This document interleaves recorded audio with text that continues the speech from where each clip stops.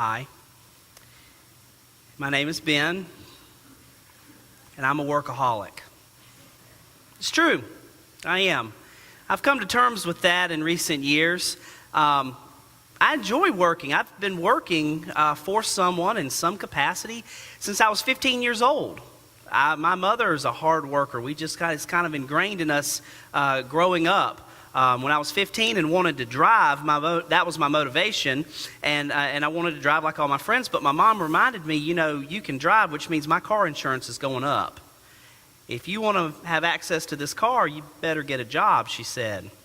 And so at age 15, I began working. Never looked back. Working all that time.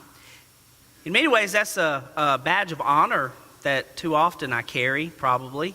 I like to work. Working makes me feel useful. I feed off of the energy of work. It's something that I think I would drive my family crazy if I sat at home with idle hands for too long. I get nervous energy pinned up in me if I'm not, expending it on working somehow or another. Here's the other piece of it, and I can say it especially for today. I'm tired. Are you tired?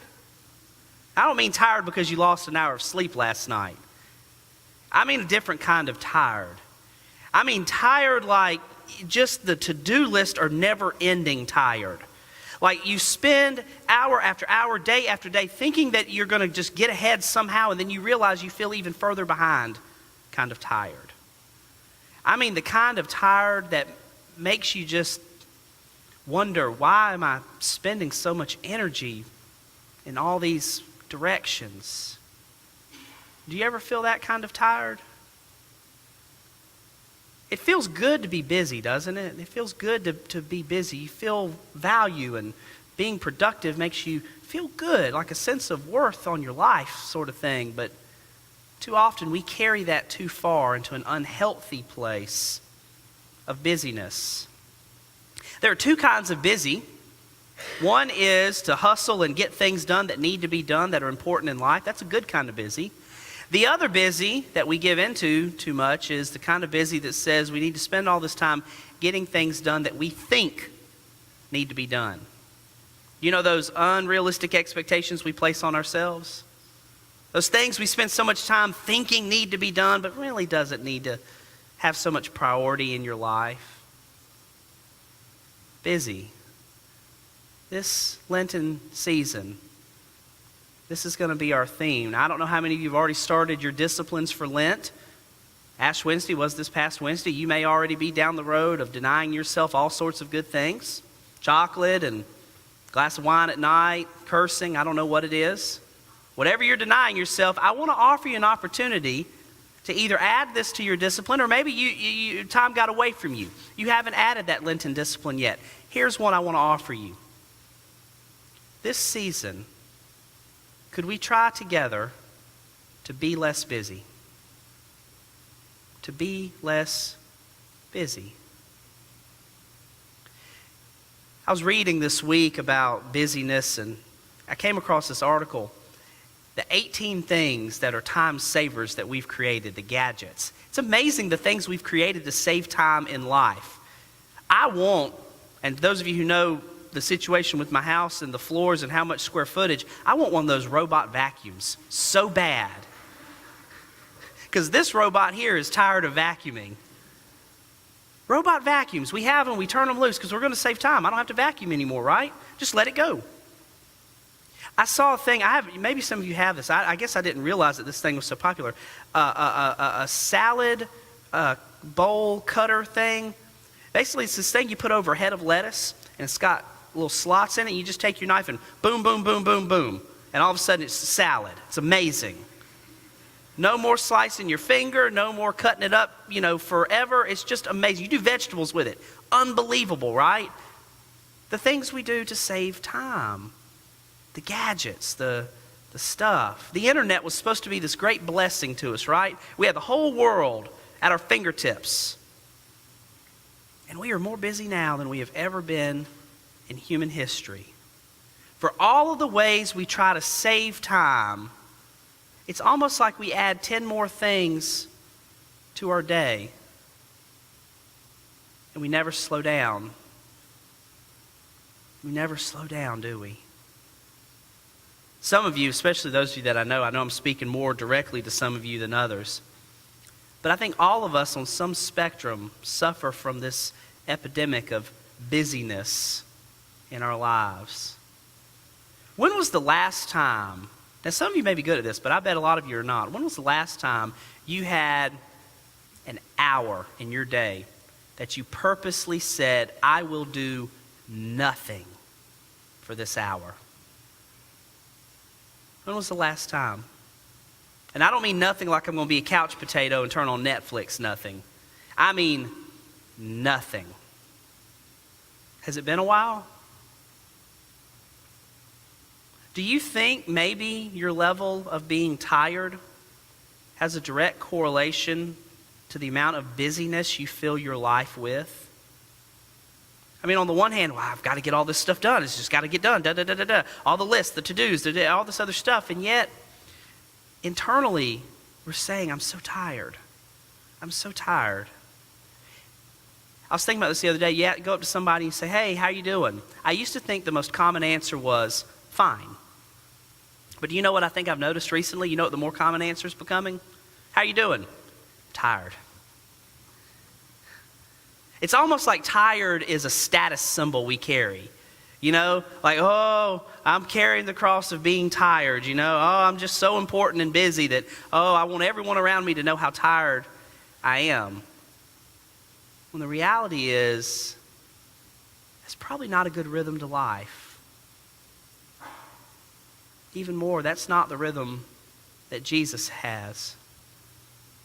We talked about this a little bit last week with the transfiguration, but this is a pattern of life that Jesus had. Jesus would expend lots of energy in ministry, and then you would read that he'd go away to the mountain to pray.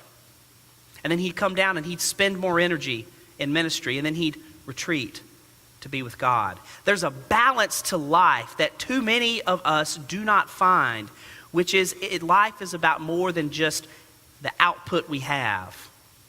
Somewhere in life, we have to put something back in to nourish our souls, to feed us, to connect us to the things that matter.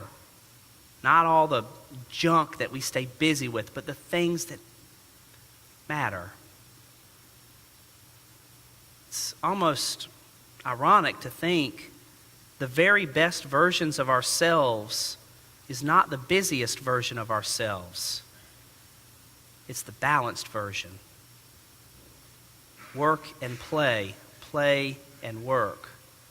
Or I think about it the way the Benedictines do. Ora e labora is the mantra of the Benedictines. To pray and to work and to pray. And the monks work very hard and they pray very hard. But there's a balance in that at some point your work becomes your prayer and your prayer becomes your work.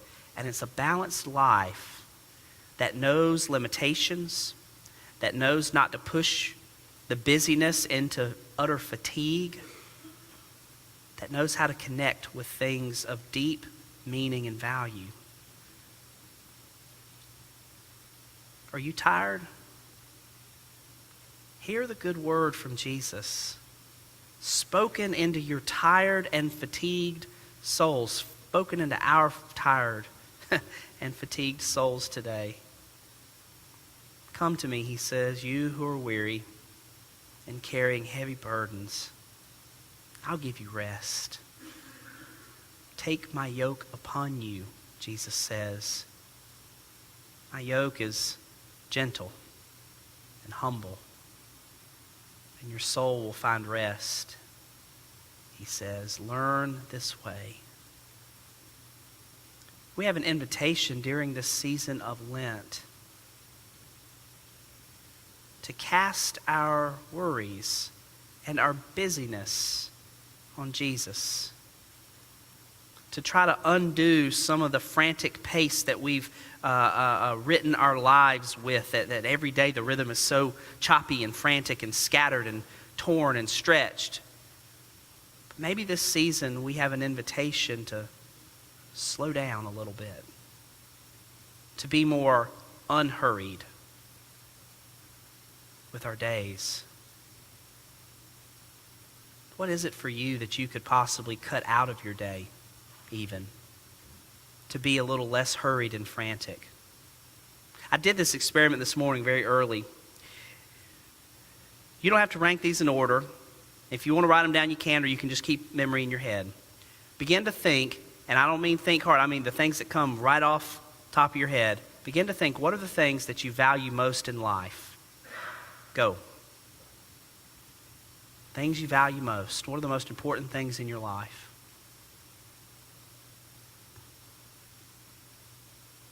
Now think about the most ordinary things that bring you joy.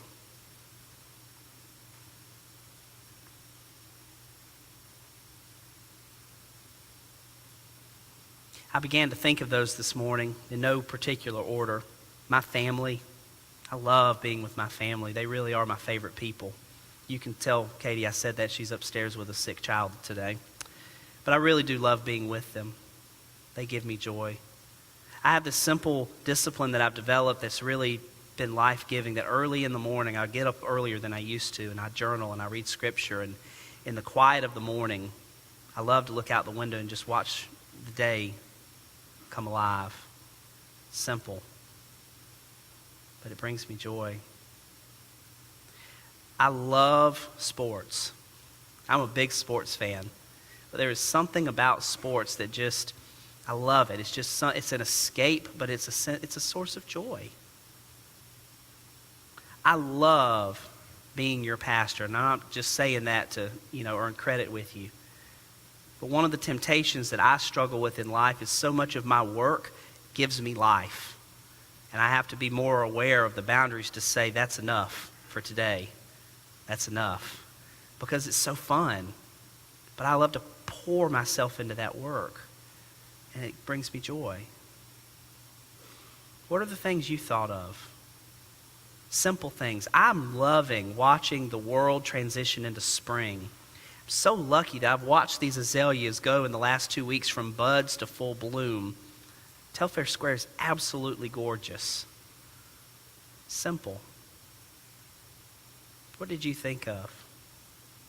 When I sat down and actually made this list, you know what I didn't write down and never even crossed my mind? Checking emails. Never thought about that. Turning on the news to see whatever the breaking story of the day is that's going to get everyone in an uproar. That never crossed my mind. And I'm bad about this one. I didn't write down surfing around social media. But guess what? Those things, I spend too much of my time doing those and not enough focusing in on that list of things that bring me the most joy and meaning in life. Taking the time to not be so hurried that even the simple things I can savor even more.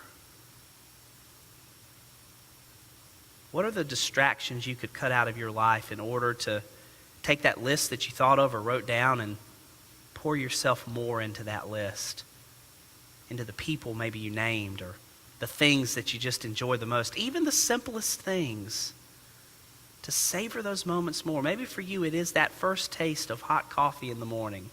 It's a pretty nice feeling, isn't it? We're so busy, we just guzzle it down just to get enough caffeine to go into the day. How could you slow your morning down? Ease into it. It's going to take some discipline. You have to go to bed earlier the night before, probably. You're going to have to order your task in such a way that you're not so frantic that you're tired all the time. You have to be mindful. This series, we're going to unfold ways that we can connect with the meaningful things in life more and more, God or relationships, different things like that. But I want you to see it as an invitation into discipline, which is a word we don't always like. But the reality is that discipline can open us up to a life of deep and rich meaning, to focus us more intently on things that really matter and keep us a little less distracted from the things that just don't matter at the end of the day. Here's your challenge. I want you to take this home and think about it.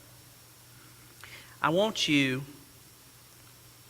to stitch into every day 15 minutes. 15. I said an hour earlier. I'm going to give you 15 because it's hard. 15 minutes of what I'm calling be less busy time. What are the 15 minutes of the day? Maybe you're a morning person, it's the first 15 minutes of the day. Maybe you're a night owl and it's that last 15. Maybe it's somewhere in between. 15 minutes of be less busy time. What are the things you could cut out of your life to focus in that 15 minutes on something that truly matters? Or something so incredibly ordinary that you miss it for being so hurried. Brene Brown has this wonderful saying that I found just yesterday. She says that joy comes in the ordinary moments of life, but she said we're so busy chasing the extraordinary, we risk missing the joy. 15 minutes in your day, be less busy time. And I want to hear stories. I want you to tell me about them. Email them to me. Don't be so wrapped up in emails that becomes a burden either. Maybe you want to even share with others. Social media, that's a good healthy use of it. Here's a be less busy moment in my day. The most ordinary thing ever. Take a picture of it and share it with somebody. I want to hear about this. We have 40 days to reprogram our life and live into the wonderful rhythms of Jesus, who says if we'll slow down, be a little less hurried, that he'll take our burdens and carry them for us. And in return, he'll give us a yoke that is so light and so gentle and so life-giving. This Lent, let us connect more deeply with the one who loves us beyond measure, that we may love others the same. Amen.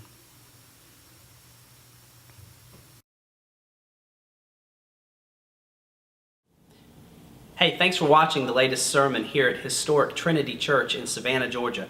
I'm Reverend Ben Gostin. I'm the senior pastor here at Trinity Church. And I want to take this opportunity to invite you. If you're ever in Savannah, Georgia, we would love for you to visit us on Sunday morning at 11 o'clock. We're located on Telfair Square, been here since 1848. Also, you can check out the comments below for a way to give if you feel so led. Again, you're welcome anytime here at Trinity Church.